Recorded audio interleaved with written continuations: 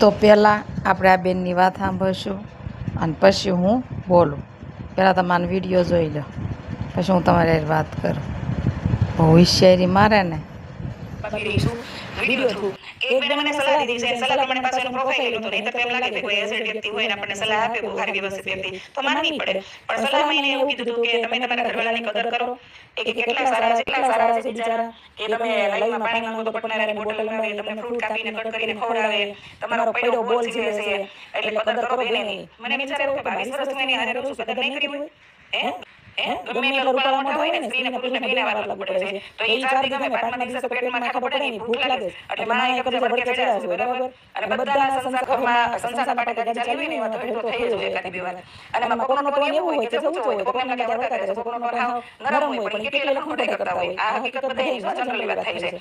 તો કદર તો કે તમે તમારા ઘરવાળાને કીધું હોય કે આમ તેમ કામ, તો ક્યારેક એવું વિચારીએ ને કે ઘરવાળા કરતા ડબલ કામ આપણે કરતા હોઈએ છીએ. રોટલી બનાવી, રોટલી કમાવી, બે કરતા હોય તો આપણે કઈ એવું નથી કહેતા કે ભાઈ હું કમાઉં છું તો હું આજ વાસણ નહીં કરું. અને તું કમાશો ને બેન, કઈ રીતે કમાશો બધી અમને ખબર જ છે બાપા.